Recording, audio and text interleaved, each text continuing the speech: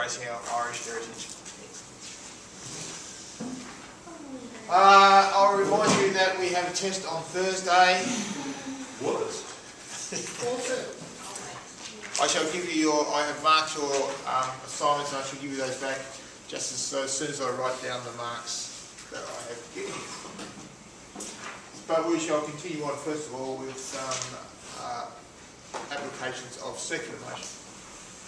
So oil, what we have here, two common applications of circular motion. So if you get the acceleration going, you're going to cause things to happen. Again, stop me if I get too technical. The classic washing machine, and as 17, 18-year-olds, you'd be well versed in your use of a washing machine, I imagine. So, the idea of the agitator in there, go backwards and forwards, and also the drum which spins to get rid of the water at the end of the cycle. So, the idea of spinning around very rapidly, moving the objects, accelerating those objects, so that using Newton's first law, so the water will want to continue to move in a tangential direction. If you keep moving the clothes, applying that centripetal force to them, then what's going to happen is that the bonding force between the water and the clothing is going to be overcome. It's going to be so the water is going to be removed, and it's going to go through from there. Similar thing you would have seen, or you may have seen with ships. They often have a round window like this. It's just got a motor in there. You turn that on, and it spins that disc very, very rapidly. And as a result, any water coming up over that will hit that and be removed, so that you can see through it. You may have seen those, because windscreen wipers tend not to work very well when you've got deluge of water coming over the bows. Okay. Now, going around corners. What are the forces on going around a corner? So,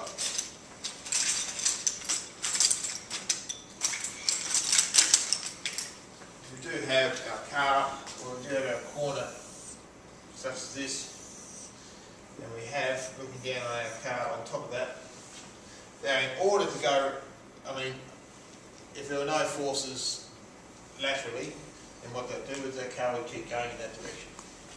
Okay? But in order to get it around the corner, there's going to be a net acceleration towards the centre of that radius. So what actually happens here is, what are the forces we have on the car? We've got the force due to weight, obviously, and it's being the normal force, which is split over the four tyres, pushing back up through the car, and they're going to even each other out because the car is not accelerating in a vertical direction. But what we have is going around the corners is that there is going to be friction on each of the tyres in the direction towards the centre of the radius, and those four friction are unbalanced, because that is going to be the sum of those four friction is going to be equal to the net force experienced pulling that towards the centre of the radius of the curve. Now, so that's why we have the reason why we have banked corners, and you'll see these on big NASCAR fans that you are, I imagine. Look at you. Can't get out of bed in the morning without watching half a dozen NASCAR races. I know what you like. But what we have, if we just look on a situation here where, or velodromes for that matter, if we have this situation where you have a non-banked corner, then what we have, the forces are acting on the car, and the weight is pulling down and the normal is pushing up, and there's going to be a net force to the left in this case as it goes around the corner to make it go to cause it to take that radius. So there's a net force going to be on that. But what you can do is how do cars roll? Like, what's the force that pushes it the other way? what is it that forces it to go the other way? Yeah, because when cars go around a corner too fast, they Roll on the roll outwards. but Well, isn't the force pulling it in? So well, there is no. What happens here is in this case, for it to go around the corner, there needs to be a net force pulling it into the centre of the radius. But what happens is if you go around that corner, and what is causing, it's a good question, what is causing that net force towards the centre? Well, it's the force between the rubber and the road. Okay, it's a frictional force that as it goes around there, it needs to pull around the corner, it's pulling it in that way. Now, what happens if you go over a patch of oil, is that you immediately remove that frictional force, or if it's wet or anything like that, you immediately remove that frictional force. And what happens as a result of that? Well, Newton's first law says that there's no net force acting upon the car, which there won't be because there's no rubber road, then it's going to continue on. Instead of going around the corner, it's going to continue on the same velocity and the same direction. It's going to go off over here. Once it gets over here, all sorts of chaos is going to ensue. Okay? Now, if you bank the road, what you can do is use a component of the car's weight to actually assist you in generating that net force towards the centre of the circle. So, it allows a component of the reaction force to complete the centripetal force.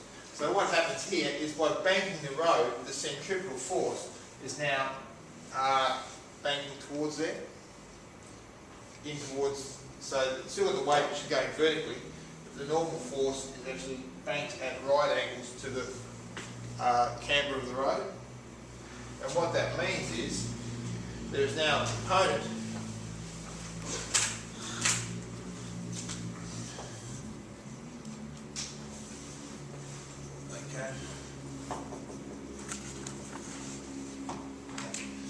draw those up.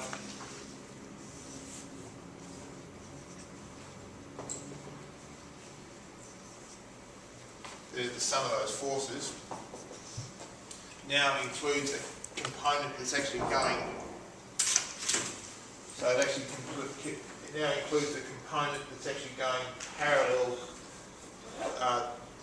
to the road in this direction, which means that there is going to be a net force due to the weight of the car pulling that in towards the centre of the road, so that not all the force required to include that is going to be required from the tyres.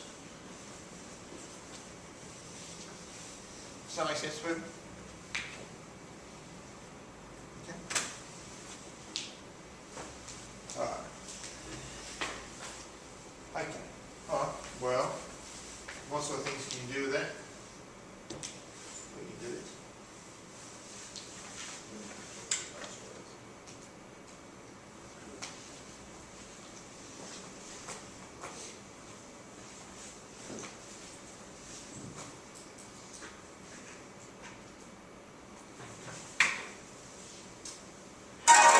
Enjoy the taste of teriyaki at Subway with our mouth-watering sauce made from garlic, ginger and... There used to be a time when you never have ads on the front there. Use Chrome. What's that? Use Chrome.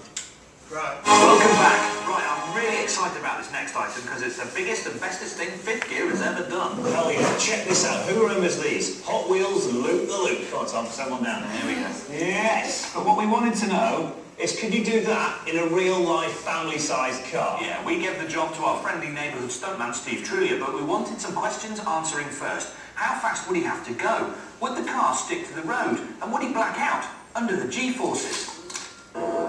Steve Trulia is the man facing this monster challenge. As Fifth Gear's head of danger, he's rolled, crashed and crashed again in numerous Fifth Gear stunts. But even by these extreme standards, nothing can prepare him for our most dangerous stunt yet. Clearly, scaling a toy up to a record-breaking 40 feet high using 5 tons of steel and a real-life motor was going to be dangerous. So we sent Steve to Cambridge University's Dr. Hugh Hunt to find out how fast he'd have to go. Now listen carefully. 2r plus a half v in squared Starting to come my brain a bit now. 36 About miles per 36 hour. miles an hour. But you know what we haven't worked out though is we want to G-forces you're going to experience. Because you want to know whether you're going to black out or not. The total G-force you will experience as you enter this loop will be 6G. It gives me a bit more confidence because of the science, but at the end of the day, I don't know if that's going to count when I'm staring at the track with my foot on the accelerator. To lessen the chances of Steve blacking out at the wheel, he needed to get used to pulling 6G. The only place to do that was in this. Here we go, into the loop!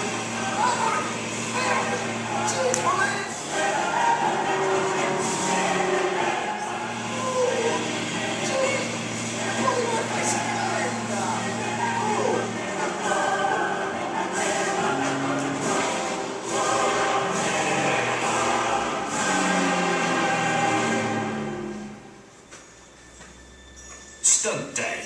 The day fifth gear finds out if you really can drive a car around a 40-foot high loop-the-loop.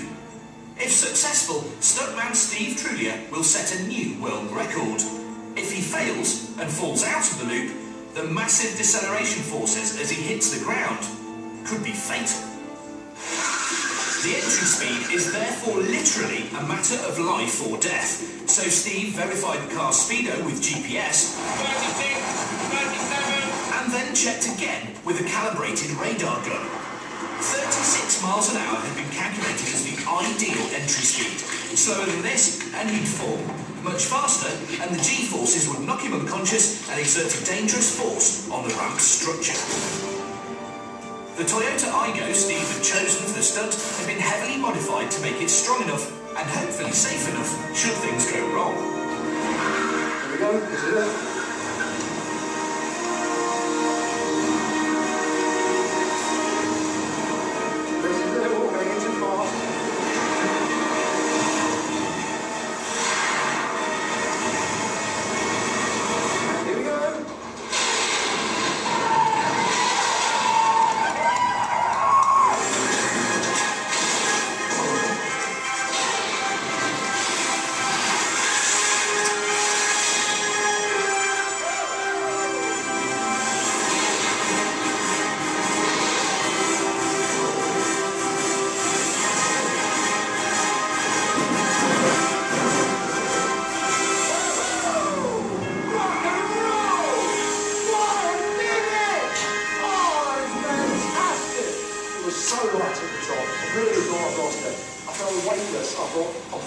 I'm so glad that's where we touched the road all the way around. As soon as I left the ramp, just a complete feeling of joy and elation. Dr. Hugh Hunt's analysis revealed how close we'd come to disaster. Just 2.5 miles an hour slower and Steve would have fallen.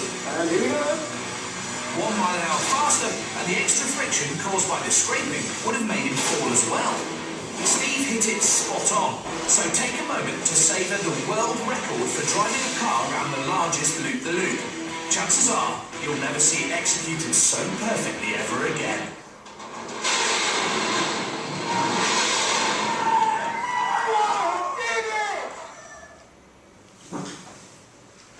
Sweet.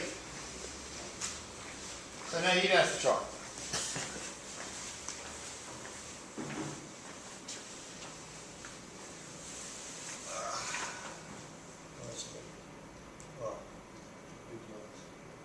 I'll put this on, but whilst you're doing that, you can get out your gardener, set 15, and have a crack at number 12 and 13. Alright? We're going to stay here watching Top Gear videos all day. No, we're not.